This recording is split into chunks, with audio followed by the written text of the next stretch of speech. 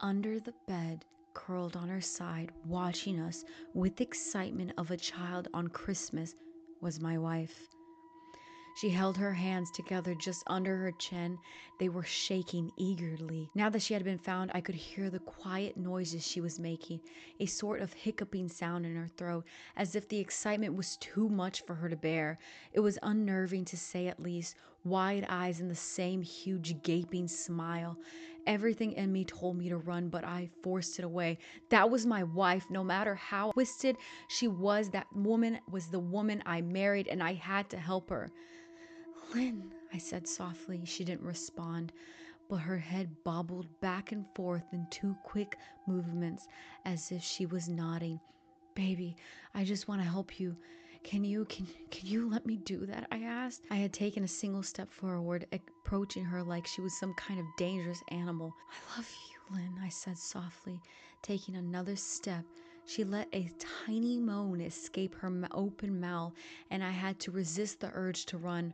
Her shoulders were starting to quiver.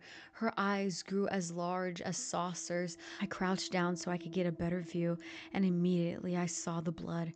Her hands were covered in it.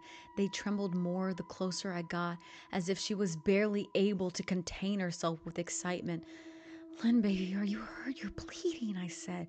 She bobbled her head again, her bloody fingers moving up and down as if playing an invisible piano. They occasionally grazed her chin, leaving smears of blood on her skin. I wanted to recoil in disgust. The smell that was coming off of her was revolting. I could feel the vomit trying to climb up my throat. Her lips were dry and stretched thin, blood seeping between the cracks. I knew she wouldn't come out on her own, but I didn't want to leave her in that state she was in. I scooched closer and stretched out to her, the excitement hiccuping sounds getting louder, and her hands shook, fingers flexing. It was then I could see the blood oozing from in between her fingers. Oh my God, Lynn, you're bleeding, I said. Instinctively, I reached to take her hand, but before I could even touch her, her hand sprang out towards me. A sharp pain shot through my arm, and I fell back on my ass. My arm burned, and I could see the blood dripping down into the carpet. I looked back at her in shock. I saw her grinning madly. Her fingers clutched a large shard of glass. Are you all right, Chris? Asked from behind me. I turned my head slightly and nodded to him, cradling my arm to my chest. When I turned back to see Lynn's face, I saw that her focus had now shifted, and she wasn't looking at me anymore. Her eyes glaring at Chris the way a hungry lion might stare at a prey. Her mouth was still hanging open, but it was twisted into a snarl. I got on my feet and began walking backwards down the hall. Lynn started fast scooting out of the bed on all fours, the glass of shards still in her fist. Chris, run, go, I yelled. He must have been too afraid to move because the second later I felt my back bump into him.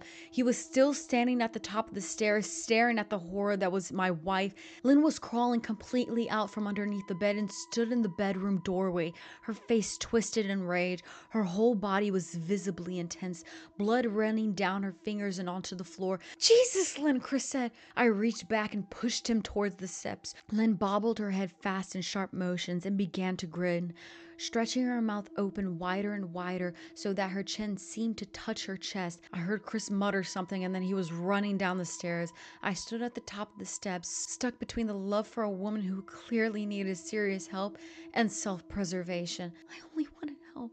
I choked back my tears. Her eyes focused on me once again as she slowly lifted the glass, holding it out in front of her, and then she started sprinting towards me, grinning with utter excitement. Thankfully, my body took over and I flew down the stairs, skipping 2 or 3 at a time. I made it to the front door before I felt her leap onto my back, wrapping her arms around my neck, her open mouth next to my ears so that I could hear those terrible hiccuping sounds up close. I shook her off me, knocking her to the floor. I felt a searing pain on my back, but I tore open the front door and bolted to the car. Chris was standing on the front yard talking on the phone with the police. I didn't say a word. I just ran to my car and jumped in. Chris took a hint and followed me, still on the line with 911. I went straight to the ER and I got 11 stitches in my arm and 3 on my back. The police asked a lot of questions and went back to the house to do a search, but of course, Lynn wasn't there. They advised me to stay with a friend or relative for a while and to file a restraining order as soon as possible, but none of these things would matter. Somehow I just knew. I dropped Chris off at home and went to a motel an hour away. I wanted to put as much distance between me and Lynn as I could. This is where I have been for the last 4 hours. I thought maybe the police would have found her, but now I don't think so. Because 40 minutes ago, I got a text from an unknown number, just 3 words. I found you. And a picture attached.